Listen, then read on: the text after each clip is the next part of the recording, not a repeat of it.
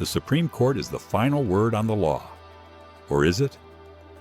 On February 20th, 2026, the highest court in the United States handed President Donald Trump a major defeat, striking down his massive global tariffs. It was a landmark decision, a constitutional line in the sand. But just hours later, he did it anyway. Now, this wasn't a case of just ignoring a court order. That would have plunged the country into a constitutional crisis. This was something different. It was a carefully planned legal pivot that used one obscure law to replace another, leaving allies, markets, and legal experts completely stunned. This is the story of the Constitutional Showdown that followed, a high-stakes power play that could redefine the limits of the American presidency. Section 1. The Supreme Court draws a line. To really get the defiance, you first have to understand the defeat.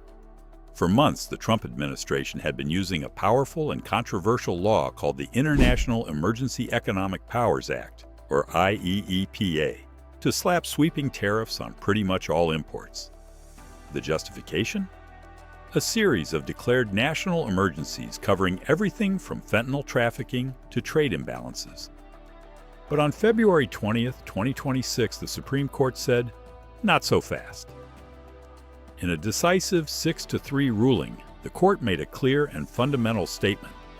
IEEPA does not give the president the power to tax. And tariffs, the court affirmed, are a tax. Writing for the majority, Chief Justice John Roberts went back to basics, pointing to a bedrock principle of the U.S. Constitution. The power of the purse, the power to tax and levy tariffs, belongs exclusively to Congress. If a president wants to wield that power, Congress has to delegate it in crystal clear terms. The court found that IEEPA, a 1977 law designed to let presidents freeze assets in real emergencies, was anything but clear on authorizing tariffs. The majority opinion brought out a legal flamethrower known as the Major Questions Doctrine.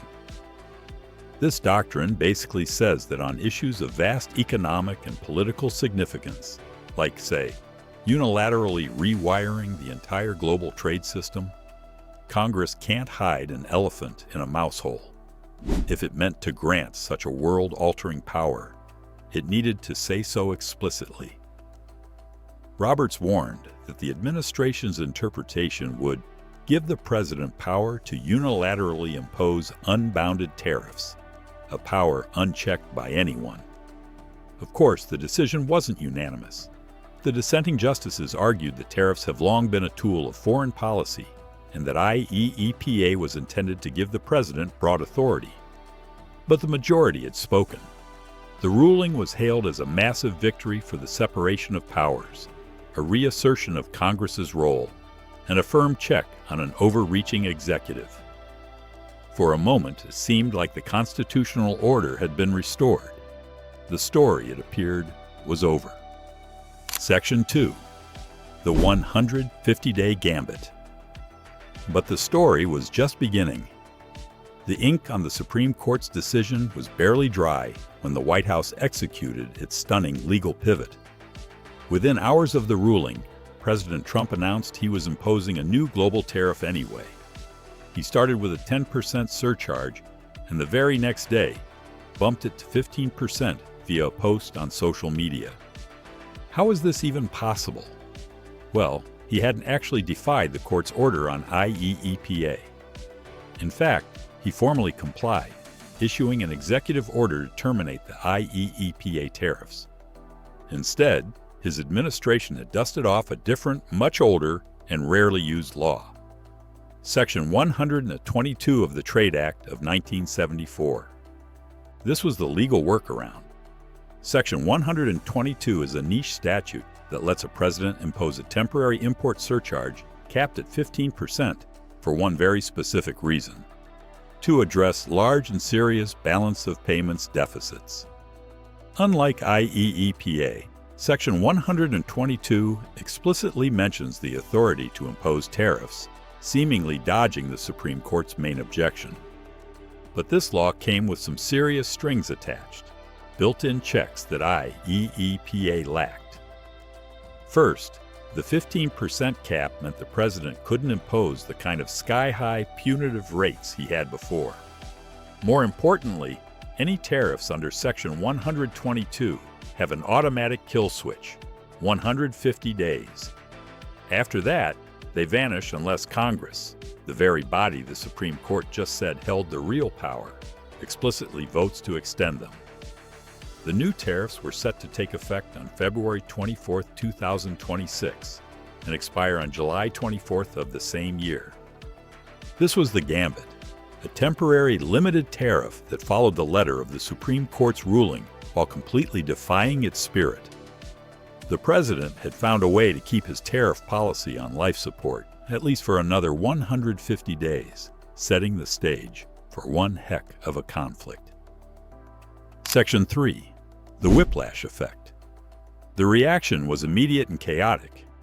President Trump took to social media, blasting the Supreme Court's decision as ridiculous and extraordinarily anti-American. He warned that any country that tried to play games with the ridiculous Supreme Court decision would be hit with even higher tariffs. The move sent shockwaves through global markets, which got a severe case of policy whiplash. On Friday, after the court's ruling, investors had breathed a sigh of relief. The S&P 500 closed up, with many believing the end of the trade war was in sight. That relief didn't last the weekend. By Monday, the reality of the new Section 122 tariffs had set in. The market rally reversed sharply. S&P 500 futures fell. Stocks in Europe and Asia sold off, and the U.S. dollar declined as panicked investors fled to the safety of gold. The message was clear. The uncertainty was back, and maybe worse than before. The chaos quickly spread to international diplomacy. The European Parliament's Trade Committee hit pause on approving the EU-US trade deal, trying to figure out what just happened. India followed suit, postponing its own trade talks. Countries that had negotiated special deals to avoid the IEEPA tariffs were suddenly thrown into confusion. The UK, for example, was now unsure if its previously secured 10% rate would be replaced by the new, higher 15% global levy. Analysts warned of long-term damage, predicting a further breakdown of the global economy. One BNP analyst noted that Asian companies would likely react by detaching even more from U.S. trade, creating a chaotic patchwork of tariff measures. For businesses and consumers, the pivot to Section 122 meant that higher prices at the checkout were here to stay. The promise of stability from the Supreme Court had evaporated in a matter of hours, replaced by a new era of profound uncertainty. Section 4. A Constitutional Showdown. So what did this unprecedented move really mean for the balance of power in Washington? Was this a full-blown constitutional crisis? In one sense, no. The president, despite his furious rhetoric, didn't directly defy a Supreme Court order. He accepted the ruling on IEEPA as law and simply shifted to a different legal authority.